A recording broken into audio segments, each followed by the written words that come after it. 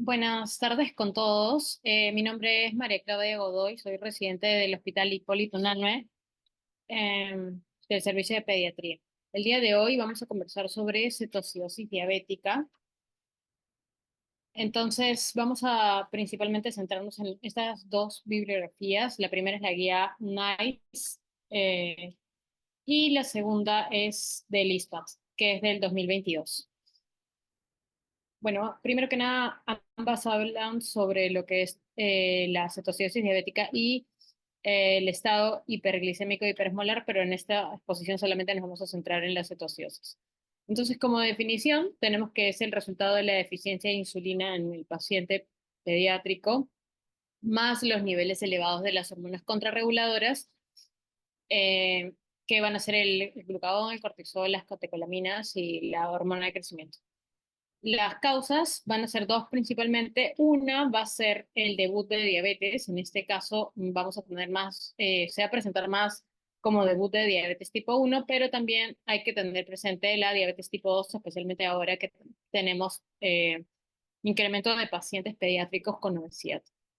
La segunda va a ser el paciente ya diagnosticado que tiene un tratamiento irregular de insulina, ya sea por omisión, es decir, que no se coloca en reducción de dosis o, bueno, que tiene manejo inadecuado de infecciones, que bueno, en este caso sí son la minoría, ¿no?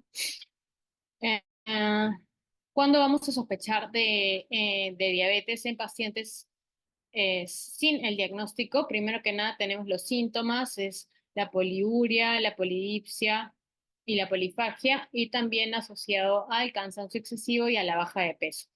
Cuando ya tenemos estos síntomas previos y de pronto se asocian náuseas o vómitos, dolor abdominal, hiperventilación, trastornos de conciencia y deshidratación, ya podemos sospechar en la cetoacidosis diabética. Entonces, dentro de los exámenes auxiliares, si tenemos un paciente con esta clínica, lo primero que vamos a hacer es una glucosa capilar, es lo más rápido, la mayoría de hospitales lo tienen, incluso pozos también lo pueden tener.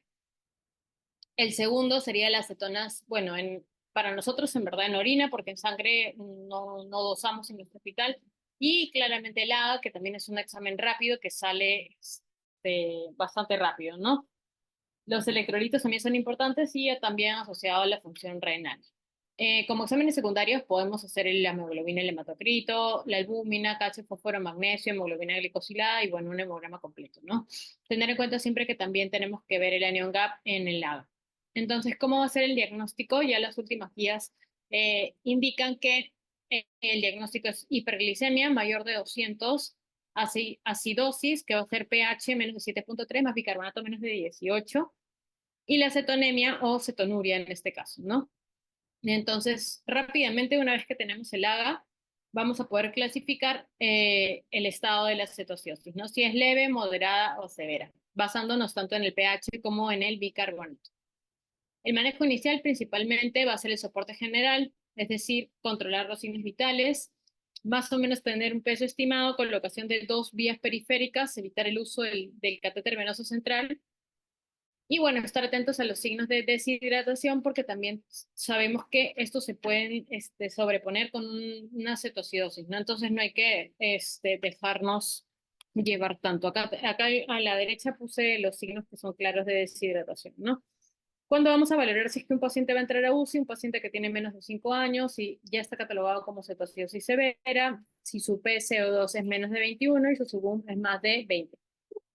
¿Y cuándo vamos a sospechar sepsis? Si tiene fiebre, hipotermia o hipotensión, pero teniendo en cuenta que es uno de los últimos signos en el paciente pediátrico, acidosis refractaria o acidosis láctica.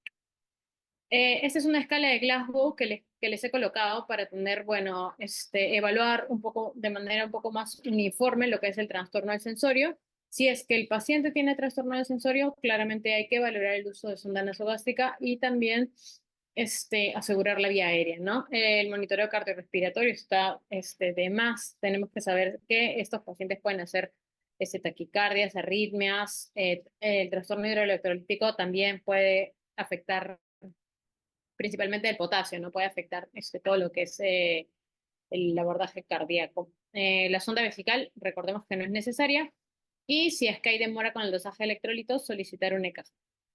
Dentro de lo que es la fluidoterapia, bueno, ya tenemos los objetivos, pero lo ideal va a ser valorar si el paciente tiene una deshidratación con shock o una deshidratación sin shock. Si es que el paciente tuviera una deshidratación sin shock, vamos a colocarle el primer vuelo inicial y al momento de calcular la fluidoterapia total, se le va a restar los bolos. A diferencia del paciente con shock, que cuando calculemos la fluidoterapia no se va a restar los bolos.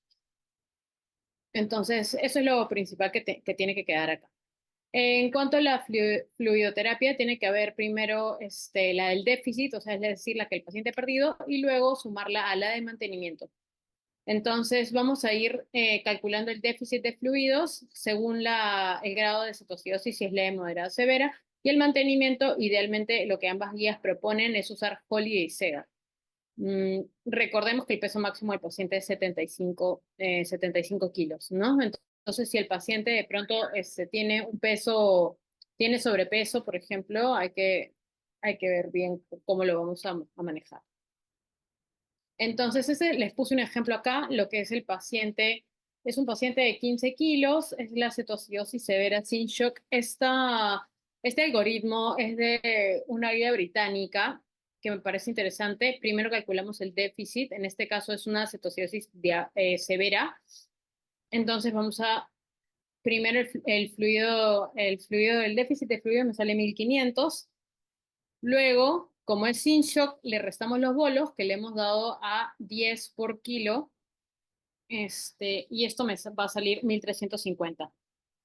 Eso lo vamos a dividir entre 48 horas porque es el tiempo en que lo vamos a colocar, en teoría. O sea, vamos a reponer, ¿no? Y aparte de eso, el mantenimiento del paciente por Holiday Segar pesa 15, sale 1250, y el mantenimiento se usa en 24 horas, ¿no? Entonces, lo que tenemos que hacer es sumar 28 más 52 y me va a salir 80, y eso es lo que tendría que recibir el paciente si es que estimamos que el paciente pesa 15 kilos. Recordemos también que en la fluidoterapia vamos a tener tanto el sodio como el potasio. Recordemos que no le vamos a agregar potasio si el paciente tiene anuria o tiene hipercalemia. Es decir, sí o sí el paciente tiene que orinar para nosotros agregar potasio.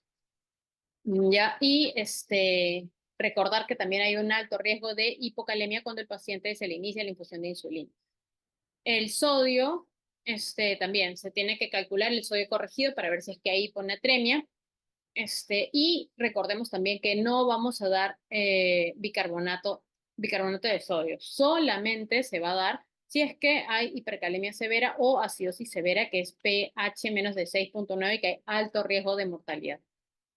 Eso fue todo lo que es la fluidoterapia. Ahora, la insulinoterapia, generalmente vamos a iniciar la infusión de insulina. Recordemos no dar bolos, tenemos que iniciar la insulina en infusión de 1 o 2 horas después de la fluidoterapia. ¿Cuál va a ser la dosis? Generalmente de 0.05 a 0.1. Podemos darle de 0.05 como inicio y de ahí vamos titulando hacia arriba. Muchos médicos suelen hacerlo así, o también colocar la máxima y titulando hacia abajo, ¿no? Recordemos que, bueno, se tiene que colocar de manera endovenosa, y si es que no se tiene endovenosa, ya, pues, caballero, ni intramuscular. Pero hay que tener en cuenta que no está indicado colocar catéter venoso central. Entonces, esto va a ser ya la transición. Cuando el paciente ya hay mejoría clínica, podemos pasar vía oral y ya a insulina subcutánea, pero solamente cuando la cetoacidosis está resuelta. Entonces, ¿cómo vamos a establecerlo? Primero que nada, la insulina basal más la acción corta siempre se va a iniciar antes de una comida. Evitar la hipoglucemia, dar de 15 a 20 minutos antes de parar la infusión, porque si no, de pronto sí o sí yo paro la infusión, el paciente pasa cierto tiempo sin insulina y va a hacer un pico de hiperglicemia. Y siempre hay que controlar las glicemias, ¿ok? Eso sería todo. Espero que todo les haya quedado claro. Gracias.